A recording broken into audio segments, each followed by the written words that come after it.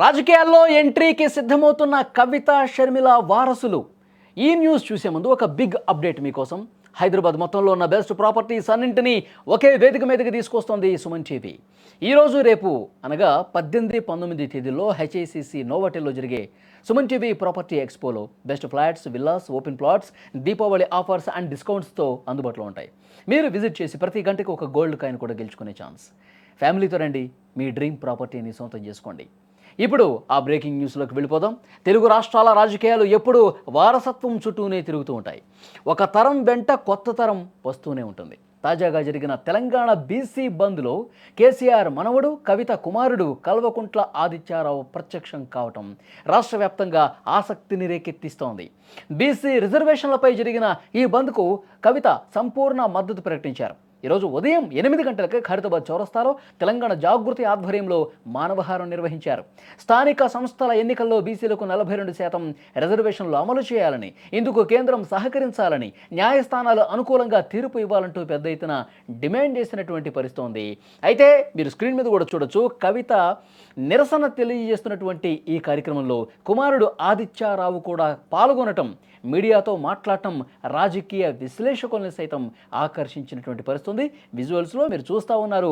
ఆదిత్యారావు ఆయన అక్కడ నిరసన కార్యక్రమంలో ఆయన ఆ ప్లకార్డును కూడా చేత్తో పట్టుకుని బీసీలకు 42% రిజర్వేషన్ సాధించే వరకు పోరాడతామంటూ దాన్ని పట్టుకుని కవిత కుమారుడు ఆ విధంగా రోడ్డు మీద బైఠాయించి నిరసన తెలియజేయటం అనేది ఒక ఆసక్తికర పరిణామంగా చూస్తున్నారు రాజకీయ విశ్లేషకులు.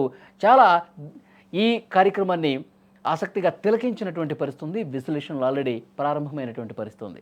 తెలంగాణ మాజీ ముఖ్యమంత్రి కేసీఆర్ కుటుంబంలో వారసత్వ స్థానంపై ఇప్పటికే ఒక స్పష్టత ఉంది. కేటీఆర్ భవిష్యత్ నాయకుడిగా ముందుకెళ్తా ఉన్నారు. కవిత ఆ పార్టీ నుంచి బయటకు వచ్చేసి సొంతంగా ఎదిగే ప్రయత్నం అయితే చేస్తున్నటువంటి పరిస్థితి. ఇప్పుడు ఆమె తన కుమారుణ్ణి కూడా బరిలోకి దించడం ఆసక్తి రేపుతోంది. కేటీఆర్ కుమారుడు హిమాంశురావు ఇప్పటికే సామాజిక అంశాల మీద స్పందిస్తూ ప్రజల్లో ఇమేజ్ను పెంచుకుంటున్న పరిస్థితి. ఈ నేపథ్యంలో ఆదిత్యారావు ప్రదేశం, కేసీఆర్ కుటుంబంలో 2 సమాంతర యువ వారసత్వాలు పెరుగుతున్నాయి అనేటువంటి ఒక అంతర్గత చర్చ కూడా కనిపిస్తోంది. ఆదిత్యారావు విదేశాల్లో చదువుకొని వచ్చినటువంటి పరిస్థితి. ఇప్పుడు ఈ కార్యక్రమంలో పాల్గొనటం ద్వారా కవితకి అండగా ఉంటూ కవిత కుమారుడిగా ఇక చురుగ్గా రాజకీయాల్లో కనిపిస్తాడని చెప్పి ఒక చర్చ అయితే చాలా బలంగా వినిపిస్తుంది.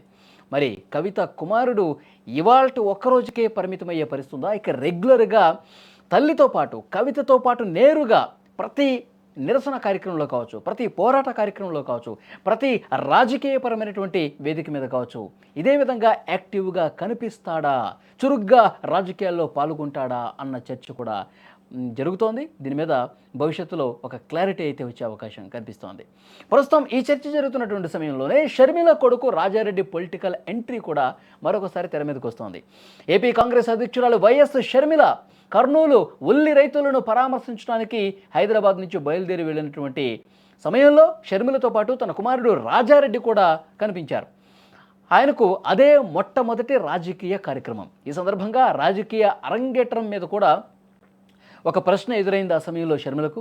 షర్మిల చాలా స్పష్టంగా అప్పుడే స్పందించారు.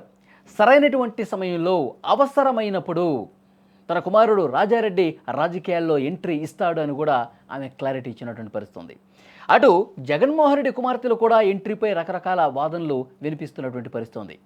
సో మొత్తానికి తెలుగు రాష్ట్రాల్లో తాజా పరిణామాలు అనేవి తెలుగు రాజకీయాల్లో వారసత్వం పరంగా ఒక కొత్త శకాన్ని సూచిస్తున్నటువంటి పరిస్థితి. వీరు రాజకీయాల్లోకి వస్తే ఎవరు ప్రజల ఆమోదం పొందుతారు, ఎవరు చురుగ్గా రాజకీయాల్లో పనిచేస్తారు, ఎవరు తమదైనటువంటి శైలిలో తనదైనటువంటి ముద్ర వేస్తారన్నది కాలమే సమాధానం చెప్పాల్సినటువంటి అవసరం ఉంది. సో రాజకీయాలకు కొత్త తరం వారసులు కొత్తగా రాజకీయాల్లోకి వస్తుండడం పట్ల ఆయా కుటుంబాలు సంతోషం వ్యక్తం చేస్తున్నాయి. కానీ ప్రజల మద్దతు ఎవరికి ఉంటుందన్నది కూడా అతి సమీప భవిష్యత్తులోనే తెలిసే అవకాశం ఉంది.